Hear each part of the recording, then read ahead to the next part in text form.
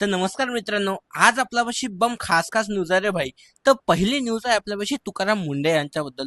तुकाराम मुंढे हा आता सध्या खूप जास्त ट्रेंडिंगवर चालून राहिलेला माणूस आहे. तर त्याच्यावर आता रिसेंटली गुटखा माफियाच्या लोकांनी त्यांच्यावर हल्ला केल्याची आपल्याला माहिती भेटलेली आहे. लेटरच्या माध्यमातून त्यांना थ्रेट्स देण्यात येत आहे. काय बोलले तुकाराम मुंढे त्यांच्या थ्रेट्स आणि त्यांच्या फॅमिलीबद्दल हे तुम्ही या व्हिडिओमध्ये पहा. उरला प्रश्न धमकीच्या बाबतीत डेफिनेटली हे मला कालपर्यंत चौथं पत्र आलेलं आहे. जीवे मारण्याची मला आणि माझ्या कुटुंबाला उद्ध्वस्त करण्याची त्याच्यामध्ये भाषा केलेली आहे.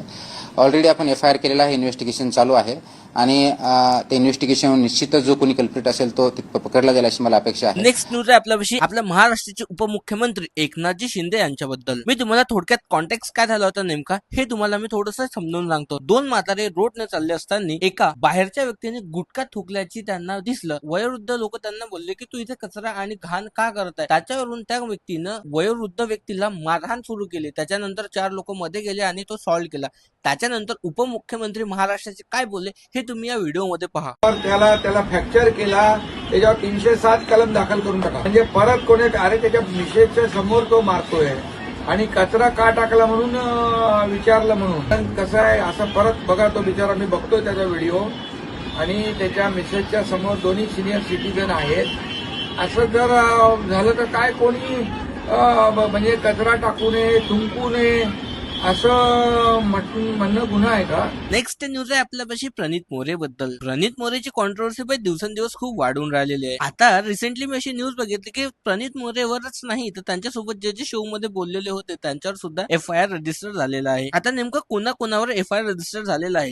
हिमांशू नागरा आणि सेजल पवार यांच्यावर महाराष्ट्र सायबर सेल कडून गुन्हा दाखल करण्यात आलेला आहे. तसं तर सेजल पवारने सुद्धा सॉरीचा व्हिडिओ अपलोड केलेला होता. हेलो एवरीवन, मेरा जो 3 महीने पहले मैंने शो किया था उसका एक part of the clip viral हो रहा है अभी, जिसमें मैंने एक चीज़ बोली थी and I just wanted to come here and say that I am very sorry that thing happened and I said the very wrong thing. I am so sorry about that. मैंने ऐसे कभी इंटेंशनली नहीं सोचा था कि मैं वो चीज़ बोलूँगी. It's very bad to see whatever narrative has been said. या कॉन्ट्रोवर्सीच्या नंतर तिच्या मॅडमचं काय रिएक्शन होतं हे तुम्ही या व्हिडिओमध्ये पहा. प्रणीत मोरे उनके माध्यम से स्टैंड अप कॉमेडी शो हुआ था.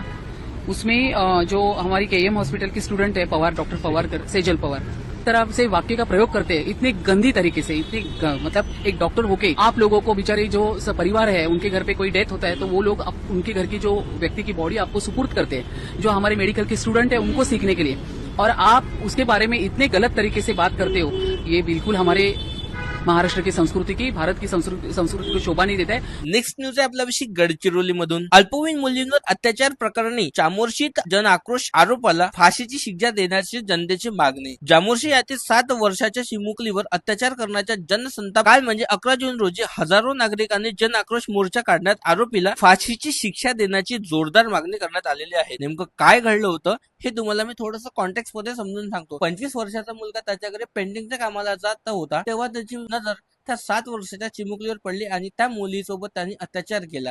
तर त्याच्यामध्ये आता जन आक्रोश वाढलेला आहे आणि जनता त्याला फाशीची सजा द्यावी ही जोरात मागणी धरून ठेवलेली आहे. नेक्स्ट न्यूज आहे आपल्यापाशी प्रसाद वेद पाठक बद्दल. ते जे आपण रेश फाडली होती पांढऱ्या कलरची जैन धर्माच्या अगेन्स्ट मध्ये, त्याच्याबद्दल वाद चालू होता. त्याच्याबद्दल हे न्यूज आहे. जर तुम्हाला समजलं नसेल तर तुम्ही मागच्या व्हिडिओ माझा पाहून घ्या, तुम्हाला कॉन्टेक्स्ट क्लिअर होऊन जाईल. प्रसाद वेद पाठकवर गुन्हा दाखल झालेला आहे. तर हो, नगरसेवक प्रवीण छडे यांनी प्रसाद वेद पाठक बद्दल फौजदारी गुन्हा दाखल करण्यात आलेला आहे. त्यांचं म्हणणं होतं की त्यांनी ट्विटमध्ये जैन जिहाद असा उल्लेख त्यांनी केला आहे. 2 धर्मात वाद निर्माण करण्याचा प्रयत्न केलेला आहे. त्यामुळे त्यांच्यावर फौजदारी गुन्हा दाखल करण्याची मागणी प्रवीण छेडा यांनी केलेला आहे. काय बोलले नगरसेवक प्रवीण छेडे या व्हिडिओमध्ये पहा. माझी तक्रार त्यांनी जे ट्विट केली आहे जैन जिहाद म्हणून, आणि त्या जिहाद मध्ये त्यांनी असं I am a victim of Jain community अशा प्रकारची जे ट्विट केली आहे, म्हणजे जैनी लोकांना सगळ्यांना जिहादी म्हणून त्यांनी जे संबोधित केलंय त्याचा माझा नंबर 1 विरोध आहे. दुसऱ्या क्रमांकावर त्यांनी ज्याप्रमाणे वाईट पट्ट्याचा मुद्दा घेऊन संपूर्ण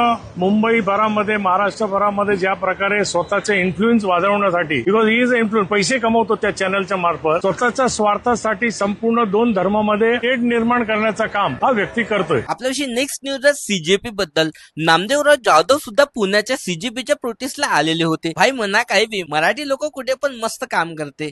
तिथे पाहिले तर मस्त मस्त बॅनर बनवून आणले होते. नामदेव जाधव म्हणाले बॅनर घेऊन की पेपर फुटले 79, जीव गेले 8. राजीनामे दिले 0. Math is not matching. Next poster होतं टाइमपास मूवीचा जो डायलॉग होता, टाइमपास नव्हता तो, आपल्या आयुष्याचा महत्वाचा पेपर होता. नंतरच्या पोस्टर मध्ये लिहिलं होतं पेपर गडपडलाय. नेक्स्ट पोस्टर मध्ये होतं देशात नरेंद्र, राज्यात देवेंद्र आणि पेपर फोडण्यात धर्मेंद्र. हे असे मस्त मस्त पोस्टर घेऊन तर तिथला प्रोटेस्ट एकदम शांतपणे पीसफुली प्रोटेस्ट व्यवस्थित झालेला आहे. तर नेक्स्ट न्यूज आपला विषय नांदेड मधून. नांदेडची हे लव्ह स्टोरी तर सर्वांना माहितीच आहे ना, की ह्या मुलाला घरी बोलावलं होतं की तुला चहा वगैरे पाजून आम्ही तुमचं लग्न लावून देतो आणि त्याचा जीव घेण्यात आलेला होता. त्याच्यानंतर आचलनी त्याच्या मृतदेहाशी लग्न करून हे प्रकरण पूर्ण महाराष्ट्रामध्ये गाजलं होतं. पण आता काय रिसेंटली घडलंय हे तुम्ही ऐकून थक्क व्हाल. आचलनी त्याच्या सासूला सांगितलं होतं की मी माझ्या आईची तब्येत खराब झालेली आहे, तर मी आता माझ्या आजीची तब्येत बघून येतो. 3.5 महिने तर तिच्यासोबत राहिल्याच्या नंतर गेली आणि परत कधी आलीच नाही. त्याच्यासोबत हे ऐकल्याच्या नंतर त्याच्या वडिलांची सुद्धा तब्येत खराब झाली आणि त्याच्या वडिलांची सुद्धा डेथ झाली होती.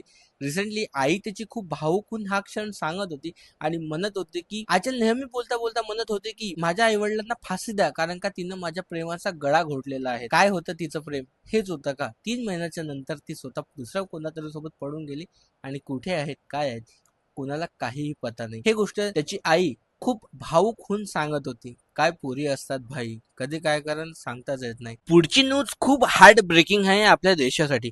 अमेरिकेने आपल्या शिपवर अटॅक केलेला आहे. त्यामध्ये आपल्या देशाचे काही जवान शहीद झालेले आहे. या बातमीमुळे संपूर्ण भारत शोक आपल्या दुःखांच्या भावना व्यक्त होत आहेत. अनेकांनी या दुर्घटनेच्या सभोवतालच्या परिसराची सखोल चौकशी करण्याची मागणी केलेली आहे. देव त्यांच्या फॅमिलीला ह्या घटनेपासून सावरण्यासाठी हिम्मत देव.